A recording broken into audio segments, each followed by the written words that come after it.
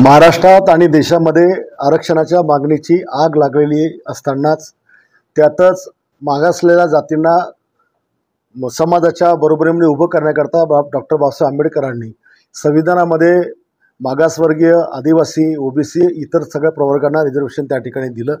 आणि असं असताना काँग्रेसचे ज्येष्ठ नेते राहुल गांधी यांनी विदेशामध्ये जाऊन माझ्या देशातलं रिझर्वेशन आम्हाला संपवायचं आहे अशा प्रकारचं वक्तव्य त्या ठिकाणी केलं।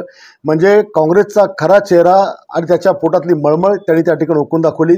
लोकसभेच्या निवडणुकीमध्ये संविधान धोक्यात आहे, संविधानामध्ये हे आपलं आरक्षण संपवणार आहे असा फेक निगेटिव्ह नेरेटिव्ह ठेवून त्यांनी समाजाची मतं घेतली आणि आज ते आरक्षण संपवण्याची भाषा करून आलेत। म्हणजे 100% त्यांना मागासवर्गीयांचं, आदिवासींचं, ओबीसींचं सगळ्यांचं आरक्षण त्या ठिकाणी संपवायचं आहे। या राहुल गांधींनी हे जे शब्द बोलला की आम्हाला आरक्षण संपवायचं आहे, माझं आव्हान आहे की या राहुल गांधीची जो जीभ छाटेल त्याला 11 लाखाचं बक्षीस मी माझ्या वतीने त्या ठिकाणी देईल।